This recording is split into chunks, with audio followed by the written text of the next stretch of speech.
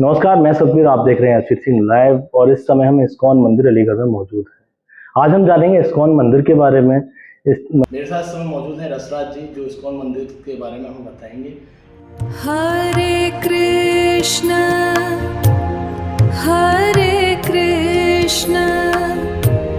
कृष्ण कृष्ण हरे हरे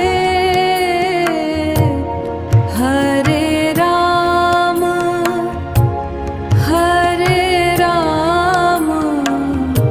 राम राम हरे हरे। हरे कृष्णा, बहुत बहुत स्वागत है आपका इस्कॉन गीता ज्ञान मंदिर है ध्वज में। मैं इस्कॉन मंदिर के बारे में, इस्कॉन का आखिर मतलब क्या होता है?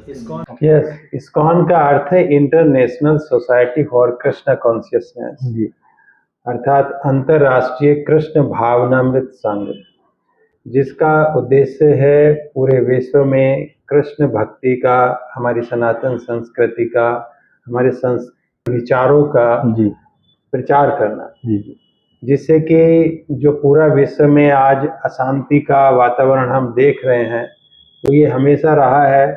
जब भी भक्ति या हमारे नैतिक मूल्यों में कमी आई है, तो पूरे विश्व में, चाहे वो एक परिवार हो, देश हो या पूरा विश्व हो, तो उसमें अशांति आती है। उस अशांति को दूर करने का एकमात्र उपाय है हम अपने सही विचारों को अपनाएं, जो हमारे शास्त्रों में वर्णित हैं। भगवान ने स्वयं उनको बताया है, आदेश दिए हैं, निर्देश दिए हैं, हमको नियम बताए हैं। तो उनका पालन हम नहीं करते, तो इसके कारण हमारे जीवन में अशांति आती है, और हमारे जीवन में अर्थात पूरे विश्व के जीवन, क्योंकि हम एक एक करके पूरा विश्व बन रहा है।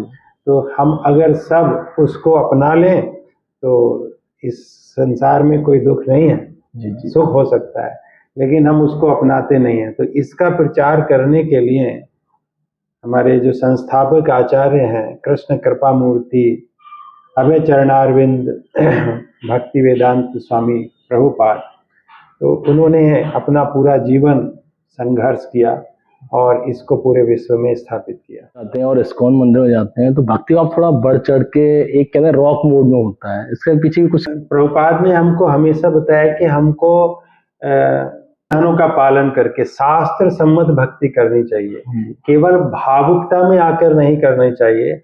आजकल हमारे यहाँ पर सबसे बड़ा जो कमी रहा है वो है हम शास्त्रों का अध्ययन नहीं करते हैं जी। तो हम जब अपने शास्त्रों को नहीं पढ़ेंगे तो हमको ठीक प्रकार से ज्ञान नहीं होगा। तो अज्ञानता में अगर हम भक्ति भी करेंगे तो वो नहीं हो पाएगा। हालांकि भक्ति का जो पुत्र बताए गए हैं ज्ञान और वैराग्य, लेकिन वो ज्ञान और वैराग्य कब आते हैं? जब हम भक्ति को ठीक प्रकार से करते हैं। और भक्ति को ठीक प्रकार से कब करते हैं? जब हम सदगुरु के, यानी कि जो प्रमाणिक गुरु है, उसकी शरण में जाते हैं। तो आज बहुत इसमें कह सकते हैं कि लोगों को भ्रमित किया जा रहा है भक्ति के नाम पर, और इसी के कारण वो भक्ति को गलत तरीके से भी लोगों देखने लगे हैं कि भक्ति में धोखा है, लोगों को गुमराह किया जाता है। वो प्रमाणिक लोगों की शरण में नहीं जाते हैं। हमें प्रामाणिकता को देखना चाहिए। पहले कहा गया है कि पानी पीजिए छान के और गुरु कीजिए जान के। तो आज हम गुरु को बिना जाने पहचाने बना रहे हैं।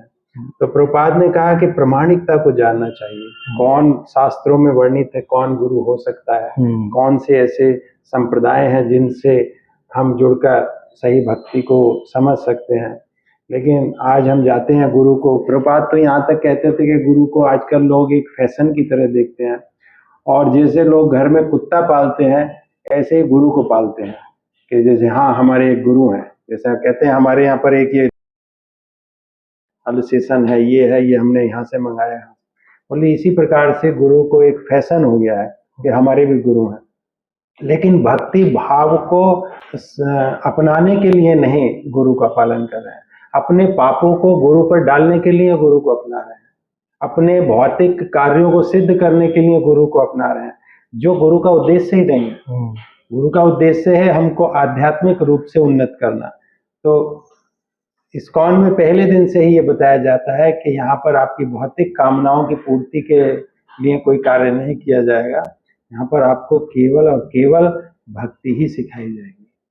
तो क्लियर है हमारा युवा इस्कॉन मंदिर से ज्यादा जुड़ रहा है। अगर देखा जाए युवा वैसे दूर था, लेकिन इस्कॉन मंदिर आने से युवा जुड़ रहा है। इसका कारण क्या है? जैसा मैंने कहा, एजुकेशन। ये संस्था एजुकेशन बेस्ड है, यानी कि हमको पढ़ाया जाएगा, अध्ययन कराया जाएगा, हमको समझाया जाएगा, हमारा टेस्ट लिया जाएगा। तो उसमें युवा ज़्यादा जल्दी स्वीकार करता है, क्योंकि जो बड़े हैं उनको पढ़ने की आदत बहुत समय से छूट गई है। जब उनको पढ़ने के लिए कुछ बोला जाता है, कहते हैं अब फिर दोबारा से हमको पढ़ना पड़ेगा, हम फिर बच्चा बनना पड़ेगा। तो वो रीडिंग हैबिट नहीं है। कोई एग्जाम के लिए बोला जाए तो एग्जाम देने में वो हेजिटेट करते हैं। तो इसके कारण युवा जल्दी उसको स्वीकार कर लेता है। अच्छा, मैंने सुना इस्कॉन मंदिर को जब हम ज्वाइन करते हैं तो हमारा नामकरण होता है, ऐसा कुछ है क्या? हाँ, ये आध्यात्मिक नाम रखा जाता है। अभी जो हमको नाम दिया गया है, ये माता पिता के द्वारा दिया गया है, माता पिता के द्वारा ये शरीर दिया गया है जी। लेकिन जब हम आध्यात्मिक जगत में प्रवेश करते हैं तो हमारा एक दूसरा जन्म होता है जी। दीक्षा का अर्थ ही ये होता है कि अब हमारा दूसरा जन्म हो गया है। और जो दूसरा जन्म द्विज, उस समय हम द्विज बनते हैं। तो द्विज का अर्थ है दूसरा जन्म। और जब दूसरा जन्म होता है तो हमारा नामकरण भी भगवान से जोड़कर किया जाता है। जैसे मेरा नाम अब रख दिया गया है रसराज दास, तो रसराज है भगवान का नाम है, रसों के राजा हैं। और हम कौन है उनके? हम उनके दास हैं। तो यानी कि हमको सही पहचान दी जाती है कि हम किसी और के दास नहीं, हम भगवान के भक्तों के दास हैं। तो इस प्रकार से हमारे अंदर एक विनम्रता का भाव आए, शरणागति का भाव आए, सेवा का भाव आए, समर्पण का भाव आए, तो इसके लिए हमको दूसरा नाम दिया जाता है। दूसरा जो अभी हमने कहा ज्ञान और वैराग्य, तो अभी हम भौतिक जगत को किस प्रकार से देखते हैं उसको हम अपना मानते हैं। लेकिन जब, क्योंकि उससे हमारा संबंध है, उस नाम से हमारे संबंधी भी हैं, हमारा शरीर भी है, हमारी संपत्ति भी है। लेकिन जब हमारा आध्यात्मिक नाम दिया जाता है तो हम अपने आप को भगवान से, भगवान के जो भक्त हैं, गुरु हैं, उनसे और उनके और अन्य भक्तों से अपना संबंध बनाते हैं। तो हमारा एक बहुत बड़ा परिवार बनता है उससे जी। और जब भगवान कहते हैं कि सभी मेरे अंश हैं, तो हम देखते हैं कि सारा संसार हमारा परिवार है। वसुदेव कुटुंबकम का जो ये हम एक स्लोगन देते हैं जी। तो वो इसी से चरितार्थ होता है कि हर एक जीव, केवल मनुष्य ही नहीं, प्रत्येक जीव भगवान का अंश है। तो जिस प्रकार से एक माता पिता के पुत्र या पुत्री हमारे भाई बहन होते हैं, इसी प्रकार से जब हम देखते हैं कि भगवान के ही सब अंश हैं, उनके ही पुत्र पुत्री हैं, तो हम उनको भी सबको अपने परिवार के रूप में देख सकते हैं। वो तभी देख पाते हैं जब हम भगवान से अपने संबंध को बनाते हैं। और वो तब कब बनाते हैं? जब हमारा नाम, क्योंकि हमारा नाम हमारी पहचान होती है, तो हम अपनी पहचान भगवान के संबंध से करते हैं।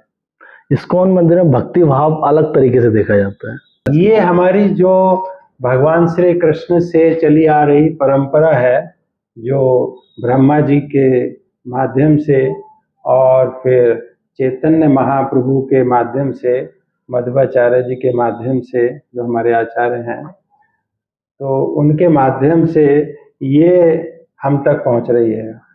तो चैतन्य महाप्रभु ने हमको ये दिया है। कलयुग में हम तपस्या, ध्यान, तप ये सब नहीं कर सकते हैं।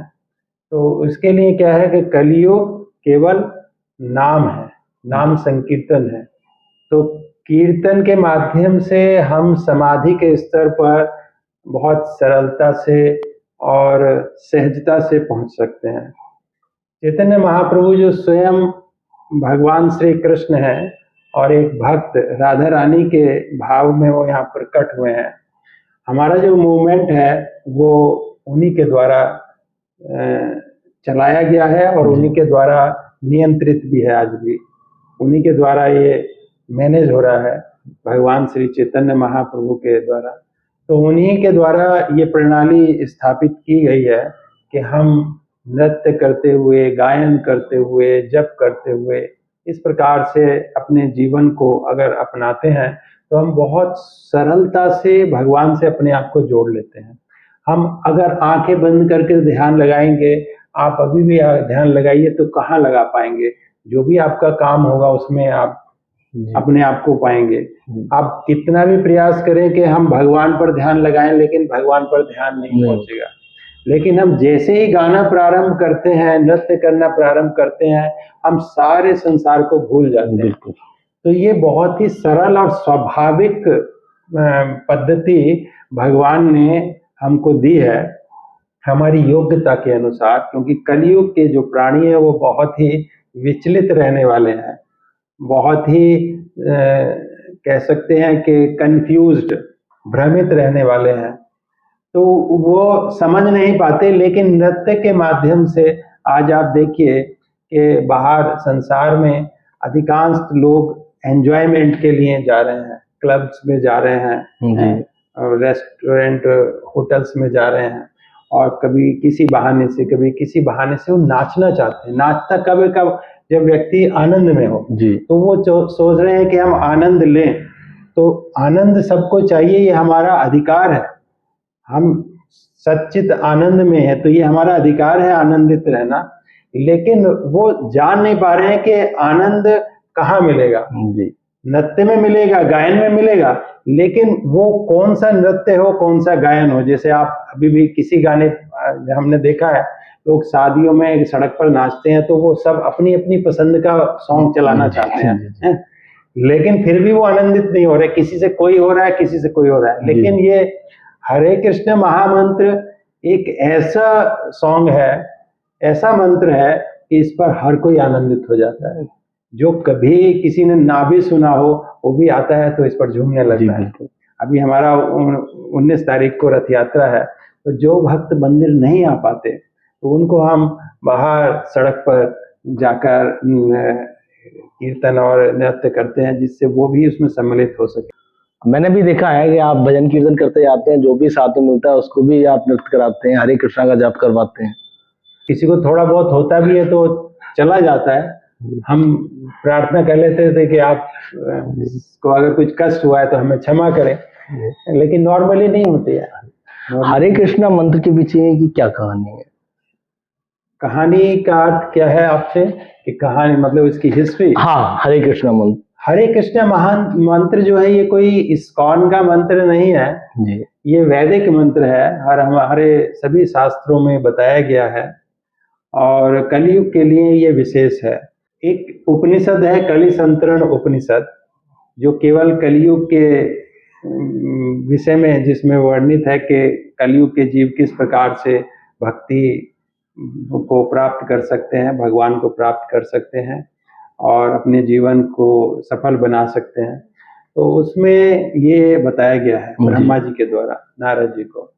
नारद जी ब्रह्मा जी के पुत्र भी हैं और उनके शिष्य भी हैं जी जी। उसमें वो पूछते हैं, भक्त का भाव होता है कि वो सभी के कल्याण के लिए कार्य करे और उसके कल्याण के लिए वो प्रश्न करते हैं जो श्रेष्ठ है जी। तो नारद जी ब्रह्मा जी से, जो सृष्टि के रचयिता हैं और जिन्होंने भगवान से सर्वप्रथम वेदों का ज्ञान लिया, उनके हृदय में भगवान ने वेदों को प्रकट किया। तो सारे वेदों को जानने के उपरांत उन्होंने निष्कर्ष निकाला, जब नारद जी ने उनसे प्रश्न किया कि कलयुग के जीव जिनके पास समय कम है, बुद्धि कम है, भाग्य कम है, हमेशा विचलित रहने वाले हैं, भ्रमित रहने वाले हैं, असंतुष्ट रहने वाले हैं, कलह करने वाले हैं, तो ऐसे जो जीव हैं, मनुष्य हैं विशेष रूप से, तो उनका कल्याण किस प्रकार से होगा? क्या उनको भगवत प्राप्ति नहीं होगी? क्या उनकी मुक्ति नहीं होगी? क्या उनको कृष्ण प्रेम की प्राप्ति नहीं होगी? तो नारद जी को वो जवाब देते हैं कि कहते हैं कि बिल्कुल होगी, बिल्कुल होगी। भगवान इतने कृपालु हैं, वो ऐसा नहीं है कि किसी युग के लिए वो छोड़ देते हैं कि ये बहुत पतित जीव है, इनको लिए मैं उद्धार नहीं करूँगा। भगवान इतने कृपालु हैं, हर एक के लिए हर युग में वो स्वयं भी आते हैं, अपने भक्तों को भेजते हैं, ऐसी व्यवस्थाएं करते हैं कि जीवात्माएं उनके पास आएं। जैसे कोई माता पिता होते हैं और उनका बच्चा बिछड़ जाता है, तो माता पिता हमेशा प्रयासरत रहते हैं कि उनके बच्चा उनके पास आकर रहे, जी उनको भूले ना। तो इसी प्रकार से भगवान भी ये प्रयास करते हैं कि प्रत्येक जीव उनके पास आकर रहें। तो उन्होंने नारद जी को बताया कि जो हरे कृष्ण कृष्ण कृष्ण हरे हरे, हरे राम राम राम हरे हरे, इति षोडश नामना कले कल्मषनाशनम ना परतर उपाय सर्व वेदे सुदृश्यते। वो कहते हैं ये जो 16 शब्द हैं, उन्होंने विशेष रूप से बताया कि ये 16 शब्द हैं। वो क्यों बताया? क्योंकि कलयुग में लोगों की हेरा फेरी की बहुत आदत है जी और वो मंत्र में भी हेरा फेरी कर देते हैं। कुछ इसमें मंत्र से लेंगे, कुछ दूसरे मंत्र से लेंगे, कुछ अपने मन से लेंगे और एक नया मंत्र बनाकर अपने हिसाब से एडजस्ट करके कहेंगे कि ये वाला हमारा मंत्र है। तो भगवान ने कहा ऐसा नहीं है, मंत्र हमारे शास्त्रों में पहले से ही बताए गए हैं। जी किसी गुरु का जो मंत्र होता है, गुरु का मंत्र भगवान भगवत प्राप्ति के लिए नहीं, उनका प्रणाम मंत्र होता है। जैसे हमारे गुरु का प्रणाम मंत्र है, प्रभुपाद का प्रणाम मंत्र है, और भगवान का मंत्र पहले ही शास्त्रों में बताया गया है। जी तो गुरु को केवल वही मंत्र देने हैं जो हमारे शास्त्रों में बताए गए हैं, कोई अलग से नहीं कि आज ये जप कर लो, ये जप कर लो। शास्त्रों में बताया गया है कि हमको कलयुग में हरे कृष्ण महामंत्र का जप करना है, और साथ में हमें गुरु का मंत्र, हम जब भी भगवान का मंत्र इस प्रारंभ करते हैं तो पहले गुरु का मंत्र जप करते हैं एक बार, प्रभुपाद का मंत्र जप करते हैं एक बार, चैतन्य महाप्रभु पंच तत्व का मंत्र जप करते हैं एक बार, और तब हम हरे कृष्ण महामंत्र का जप करते हैं। तो ये कहते हैं कि ये जो 16 शब्द हैं, ये कैसे हैं? कलयुग के सारे जो भी पाप हैं, सारे कलमश हैं, बुराइयां हैं, दोष हैं, उन सबको नाश करने वाले हैं जी। ये जो 16 शब्द। और ना परतर उपाय, कहते हैं इससे बढ़कर और कोई उपाय नहीं है। और किस आधार पर कह रहे हैं वो? कि सर्व वेदेषु दृश्यते, सारे वेदों के अनुसार निष्कर्ष निकाल कर कह रहे हैं। ऐसा नहीं है कि वो ब्रह्मा जी हैं तो कह के ये मेरा मत है। ये हमारी पद्धति है कि हमको अपने मतानुसार कोई कार्य नहीं करने के लिए बोलना है किसी को भी। हमको कैसे बोलना है? जो भगवान ने बताया। भगवान ने कहाँ बताया? वेदों में बताया, और वेदों का सार है भगवत गीता। जी तो भगवत गीता हमारे संस्था का आधार है। भगवत गीता, भागवतम, चैतन्य चरितामृत, 3 ग्रंथ प्रभुपाद ने बताया कि ये सबको पढ़ने चाहिए, समझने चाहिए। अगर मुझे इस्कॉन मंदिर से जुड़ना है या और भी जो लोग देखें इस्कॉन, तो किस प्रक्रिया के अधीन या क्या प्रक्रिया होती है इस्कॉन मंदिर से जुड़ने के लिए? देखिए, इस्कॉन मंदिर से प्रक्रिया तो है कि आप जुड़ गए, आज मंदिर आ गए, आप जुड़ गए। आप यहाँ बैठे हैं, भगवान के दर्शन कर रहे हैं, सुन रहे हैं हमको, तो बात कर रहे हैं, तो ये जुड़ गए। जुड़ने का अर्थ है कि जो वहां पर बताया जा रहा है वो आपको करना है। जैसे हम कहेंगे, हम आपको कुछ नहीं कहेंगे, हम कहेंगे आप हरे कृष्ण महामंत्र जप करो। तो अगर आप प्रारंभ कर देते हैं तो आप जुड़ गए। और वैसे आप अगर रोज आते हैं लेकिन आप कुछ कर नहीं रहे हैं जो हम बता रहे हैं, तो फिर वो जुड़ना नहीं होता है। जुड़ना है कि जो आपको बताया जा रहा है वो आप करते रहें। और सबसे महत्वपूर्ण यही है कि आपको महामंत्र का जप करना है।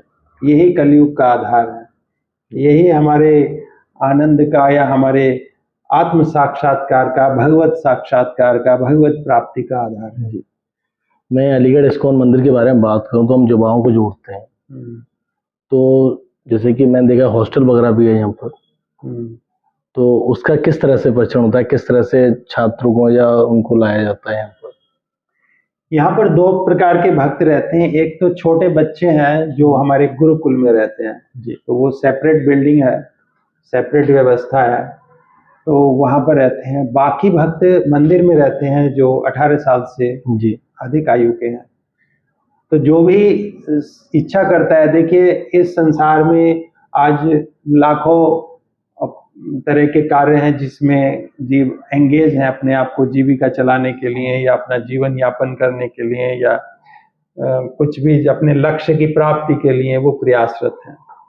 तो उसमें जो बहुत बुद्धिमान व्यक्ति है जी बुद्धिमान जीवात्माएं हैं, भगवत प्राप्ति को अपना लक्ष्य बनाती हैं जी और केवल अपने जीवन का ही लक्ष्य नहीं बनाती हैं, चाहते हैं कि और भी जो जीवात्माएं जो आज इतनी दुखी हैं वो भी बाहर निकलें इस संसार से, जी उनका भी कल्याण हो, वो भी आनंदित हो, अपने स्वरूप को जाने। तो उसके लिए प्रचार करना जो चैतन्य महाप्रभु का या भगवान का स्वयं का भी, जी भगवान यहाँ क्यों आते हैं ये बताने के लिए तो आते हैं कि सबका घर मैंने बना रखा है, आ जाओ। किसी को आपको ना जॉब करने की जरूरत है, ना डिग्रियां लेने की जरूरत है, ना घर बनाने की जरूरत है, सब कुछ तैयार है तुम्हारे लिए, जी मेरे पास आओ। लेकिन मेरे पास आने के लिए ये रास्ता है, इस पर चलना पड़ेगा बस। तो जो बुद्धिमान है वो उस रास्ते पर चलते हैं जी और वहां तक पहुंचने का प्रयास कर रहे हैं। तो कुछ है कि जो अपने पूरे जीवन को समर्पित करना चाहते हैं यहाँ पर आते हैं। तो वो 18 साल से अधिक आयु के जो है वो यहाँ पर रहते हैं, लगभग हम 20 भक्त यहाँ पर रहते हैं। जी। तो आधुनिक जीवन को और इसको एक साथ कर पाते हैं या फिर आधुनिक जीवन अलग हो जाता है? और देखिए भगवान ने कहा है कि हम जो करते हैं ना, योग का अर्थ होता है जोड़ना, योग का अर्थ तोड़ना नहीं होता है। जी तो प्रभुपाद ने हमको सिखाया है कि कुछ भी मत छोड़ो, सबको जोड़ दो। आप अगर अपने परिवार में रह रहे हैं तो परिवार को छोड़ो मत, जी। परिवार को जोड़ दो। आपके पास कुछ धन संपदा है, गाड़ी है, बंगला है, मोबाइल है, जी ये सब है, तो हम ये नहीं कह रहे उसको छोड़ो, उसको क्या करो, जोड़ दो, भगवान से जोड़ दो। जी। ये योग कहलाता है, यही भक्ति है। जी अर्जुन युद्ध स्थल से जाना चाह रहे थे वापस, कह रहे थे कि मैं युद्ध नहीं करूंगा। उन्होंने अनेक कारण बताए जी कि ये पाप हुआ और मैं संतुष्ट भी नहीं रहूंगा, किसको दिखाऊंगा जब सब मारे जाएंगे, मैं जीत भी गया तो, और इससे हमारी जो कुल परंपरा है वो भी नष्ट हो जाएगी। तो अनेक कारण उन्होंने बताए युद्ध ना करने के। लेकिन भगवान ने कहा कि नहीं, ये जो आपकी पांडित्यपूर्ण बातें हैं ये अज्ञान है। वास्तविक ज्ञान है कि ये आपका धर्म है, युद्ध करना आपका धर्म है क्षत्रिय होने के नाते। अगर आप यहाँ से जाएंगे तो आपका यश नहीं होगा कि आपने दयावश छोड़ दिया, आपका अपमान होगा, आपकी ख्याति नहीं होगी, आपकी ख्याति से नहीं होगी। तो कहते हैं कि अपयश होगा, आपका यश नहीं होगा, अपयश होगा। और अपयश जो है वो मृत्यु से भी बढ़कर है, वो मृत्यु से भी बढ़कर है। तो आपको युद्ध करना है, किस लिए करना है? धर्म की रक्षा के लिए। तो हमें अपने कार्य करने हैं वो धर्म की रक्षा के लिए करने हैं। अभी यही केवल हमको अंतर समझना है। हम अपने कार्यों को तो करते हैं, हर कोई कर रहा है। भगवान कहते हैं न क्षणमपि जातु तिष्ठति अकर्म कृत, कि कोई भी जीव एक क्षण के लिए भी बिना कार्य किए नहीं रह सकता। जी लेकिन वो कर्म नहीं है। जिस कर्म की बात भगवान कहते हैं वो कर्म नहीं है, वो कर्म है जब हम उसको भगवान के लिए करते हैं। जैसे आप कोई कार्य अपने लिए कर सकते हो, एक सरकार के लिए कर सकते हो। जैसे सरकारी नौकर होता है ना, तो वो भी तो अपना घर चला रहा है, बिल्कुल बिल्कुल, लेकिन वो सरकार के लिए कार्य कर रहा है। और एक है अपने लिए कर रहा है, तो उसको भी फिर क्या होता है, सरकार के तुम अपना बिजनेस करो लेकिन इसमें से कुछ टैक्स मेरे को दो। बिल्कुल होता है नहीं होता है। तो ऐसी सुपर सरकार भगवान की है। या तो पूरी तरह से भगवान के नौकर बन जाओ, और अगर इस संसार में काम करोगे तो फिर क्या करोगे, उसमें से टैक्स यानी कि दान दो। तो दान दो, तो उससे दान से क्या होगी, हमारी स्वीकृतियां बढ़ेंगी।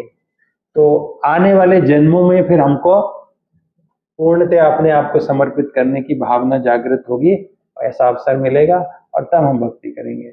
करनी तो पड़ेगी अल्टीमेटली। अच्छा, अभी कुछ दिनों मैंने जब हम छोटे थे तो हम सुनते थे कि पहले पारिवारिक जीवन आप जी लेते हैं, उसके बाद देखा भी होगा जो बड़े बूढ़े वृद्ध हो जाते हैं उनका लगाव भगवान के प्रति ज्यादा होता है। और लेकिन अब युवा उतनी स्पीड से ज्यादा जुड़ रहा है भगवान के प्रति।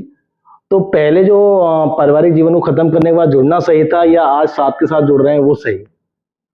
देखिए, जुड़ना तो बचपन से ही आवश्यक है।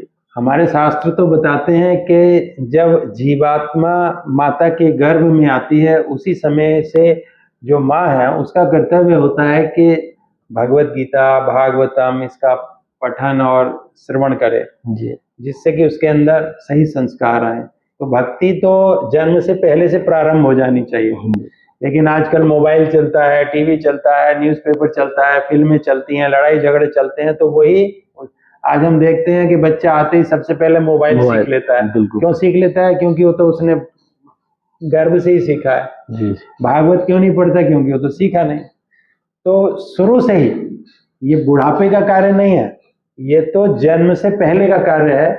और श्रीमद् भागवतम में जो भगवान कपिल हैं वो अपनी माता देवहूति को ये ज्ञान देते भी हैं। जी उन्होंने पूरा वर्णन किया है कि किस प्रकार से पहले दिन से ही जब माता और पिता का संग होता है उस समय से कैसे जीवात्मा वहां पर प्रवेश करती है और कैसे कैसे उसका विकास गर्भ में होता है और किस प्रकार की इच्छा वो करती है, क्योंकि वहां पर बहुत दुख होता है। जी 9 महीने तक एक बिल्कुल कम्पैक्ट है, बिल्कुल बंद है वहां पर स्थान, और उसमें भी उल्टा लटका दिया जाता है। उसके साइड में पूरा गंदा पानी भरा हुआ है। उसकी इच्छा कुछ भी हो, लेकिन उसको वही कुछ एक्सेप्ट करना पड़ता है, स्वीकार करना पड़ता है जो माता ने खा लिया, जो उसने सुना दिया, जैसे सो गई। तो ये बहुत ही दयनीय और कष्टदायक समय होता है। और इसीलिए जन्म को भी एक महादुख में बताया गया है। भगवान ने बताए हैं 4 दुख। जी कौन कौन से हैं?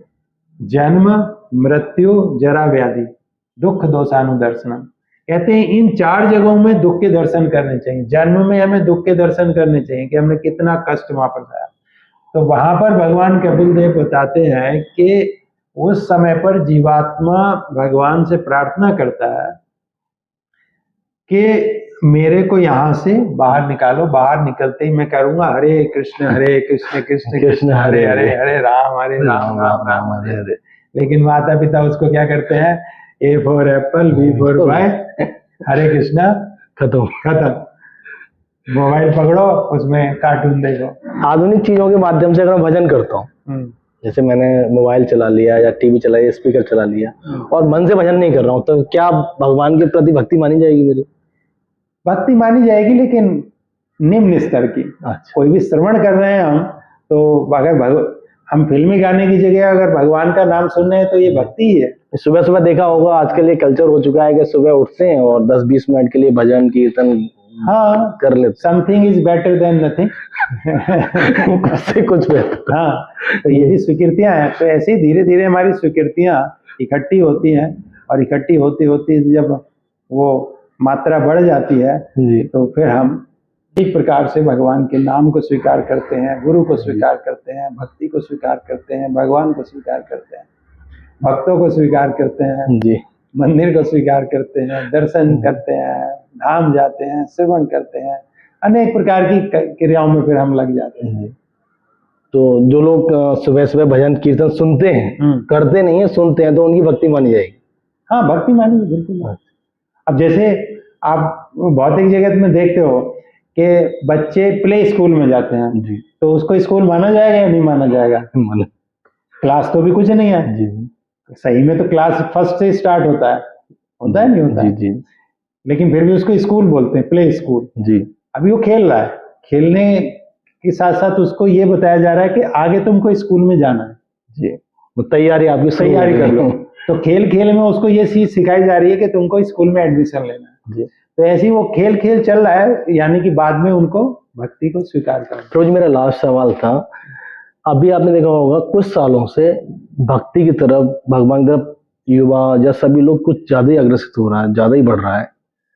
तो क्या कुछ ऐसे होने वाला है कि कल युग का अंत होने वाला है, या क्या कारण है कि युवा इतना जुड़ता जा रहा है, लोग इतने जुड़ते जा रहे हैं भगवान के प्रति? नहीं, ऐसा नहीं है कि बहुत भगवान के प्रति जुड़ रहे हैं। हम तो देखते हैं, देखो अभी मंदिर खाली पड़ा हुआ है ना? जी। लेकिन अगर मैं देखूं वृंदावन पे अगर जाएं, भीड़ देखने को मिलेंगी आपको। वृंदावन पे भी वो टूरिस्ट जगह जाएंगे जी, ज्यादातर टूरिस्ट हैं। अभी भक्ति भाव पूरी तरह से जागृत नहीं है, लेकिन हाँ बढ़ रहा है। उसका एक कारण सोशल मीडिया भी है जी। दूसरा कारण अभी कोरोना गया था, वो भी है जी। कोरोना से काफी झलक दिखाई थी। तो अभी कहा जा रहा है कि और भी झलक आने वाली है। जी अभी कलयुग का अंत तो नहीं है, कलयुग का तो अभी 4.25 लाख साल बाद अंत है। हाँ, अभी केवल 5,500 साल बीते हैं और कलयुग होता है 4,32,000 वर्षों का। तो अभी बहुत लंबा समय है कलयुग का, लेकिन कलयुग के अंदर भी परिवर्तन आते रहते हैं। कलयुग के अंदर भी परिवर्तन आते रहते हैं कि जब बहुत अधिक मात्रा में दुष्कर्म बढ़ने लगते हैं, अधर्म बढ़ने लगता है, तो कुछ करेक्शन आता है, कुछ समय भक्ति का आ गया। तो अभी भगवान चैतन्य महाप्रभु ने हमको 10,000 वर्ष दिए हैं, जी। जिसमें से 5,500 वर्ष बीत गए हैं। तो बहुत अभी 9,500 वर्ष और हैं जिसमें भक्ति बढ़ेगी। इसमें भी मुख्य रूप से जो अभी 4,500 वर्ष हैं उसमें भक्ति बढ़ेगी, उसके बाद वो धीरे धीरे कम होने लगेगी। और जब ये पूरे 10,000 वर्ष बीत जाएंगे चैतन्य महाप्रभु के आविर्भाव के उपरांत, उसके बाद कलयुग का वास्तविकता में प्रारंभ होगा। तो कलयुग बहुत ही कष्ट देने वाला समय है। 4,500 साल भजन कीर्तन में अभी हाँ निकल सकते हैं। इसमें हम जितने भी जन्म लेकर जल्दी से जल्द अपनी भक्ति में तीव्रता को प्राप्त करके निकल सकते हैं यहाँ से जी या निकाल सकते हैं, भक्ति में लग सकते हैं, तो वो हमारे लिए श्रेयस्कर होगा। जो लोग देख रहे हैं उनके लिए क्या संदेश रहेगा इस्कॉन मंदिर की तरफ से और आपकी तरफ से? जो हमने अभी डिस्कस किया है, भगवान की भक्ति करो, इससे परम उद्देश्य जीवन का कोई नहीं होना चाहिए। हमारे जीवन के अनेक लक्ष्य हो सकते हैं, किसी का कुछ पढ़कर बनना हो सकता है, किसी का केवल शादी करना हो सकता है, किसी का मकान बनाना हो सकता है, किसी का किसी पद को पाना हो सकता है, किसी का किसी स्थान पर जाना हो सकता है। तो अनेक अनेक लक्ष्य हम बनाते हैं, लेकिन जीवन का परम लक्ष्य, सबसे बड़ा लक्ष्य होना चाहिए भगवत प्राप्ति, भगवत सेवा, भगवत प्रेम को पाना। तो जब तक वो नहीं होगा तब तक हम किसी भी अवस्था को प्राप्त करके सुख नहीं पा सकते। और इसका उदाहरण आप सारे संसार में किसी भी जीव पर देख लीजिए। आज दुनिया में जो भी लक्ष्य हम सोच रहे हैं हमें पाना है, वो ऑलरेडी कितने लोगों ने पा चुके हैं उसको, लेकिन उसको पाने के उपरांत भी वो संतुष्ट नहीं है। यहाँ तक कि जो संसार के सबसे धनवान व्यक्ति हैं वो भी अकेले हैं, उनके परिवार वाले तक उनके साथ नहीं रहते। मैं उदाहरण अभी नहीं दे रहा, लेकिन अनेक उदाहरण हैं जी। तो ये कष्ट है इस भौतिक जगत में, इस जीवन में ये कष्ट है, लेकिन इन कष्टों का निवारण एकमात्र है भगवान की भक्ति, और ये बहुत ही आनंद देने वाली है।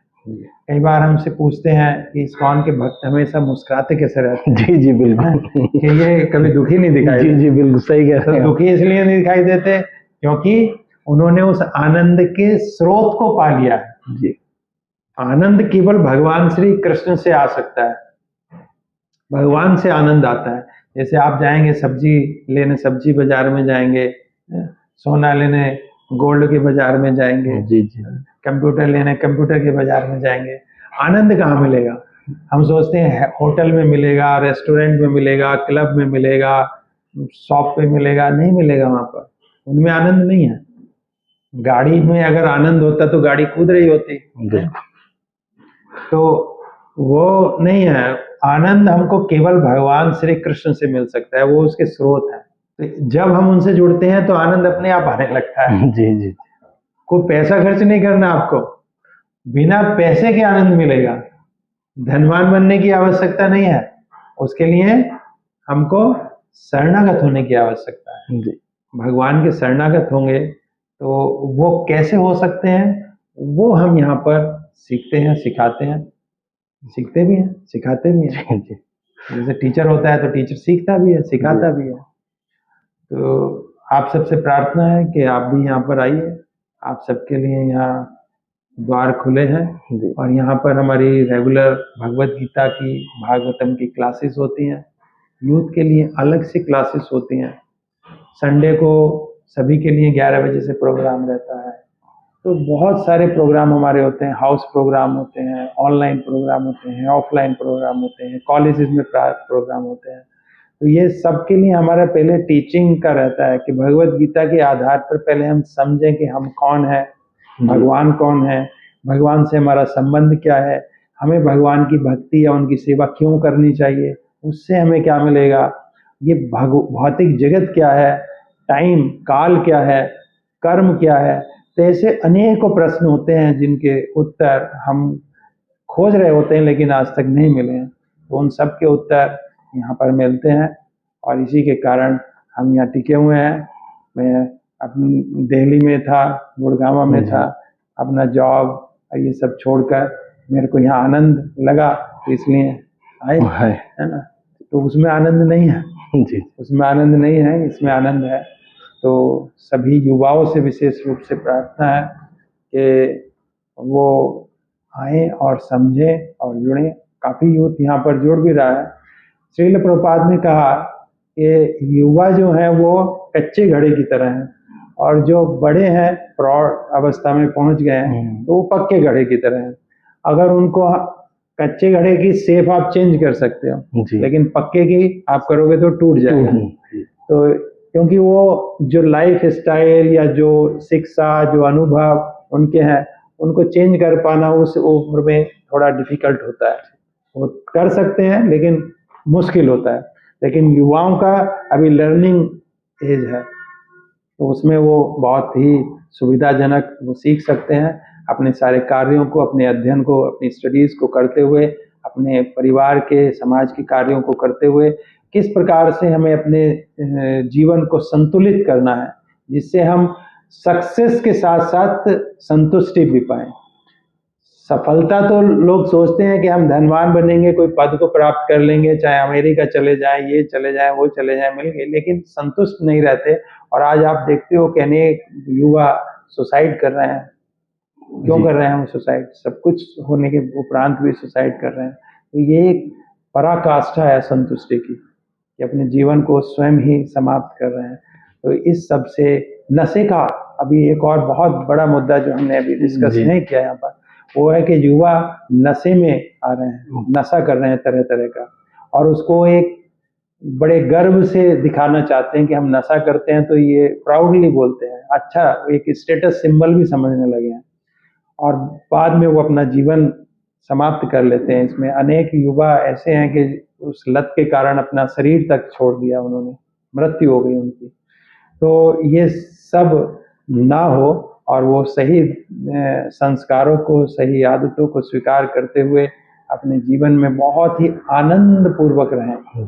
ये हमारे मंदिर का, इस संस्था का, श्रील प्रभुपाद का, चैतन्य महाप्रभु का उद्देश्य है कि सभी तक ये शिक्षा पहुँचे। तो इसके लिए आप सभी आमंत्रित हैं। हरे कृष्ण। जैसे मेरे साथ अभी रसराज प्रभु जी जुड़े हुए थे जिन्होंने मंदिर के बारे में बताया, भक्ति भाव के बारे में बताया।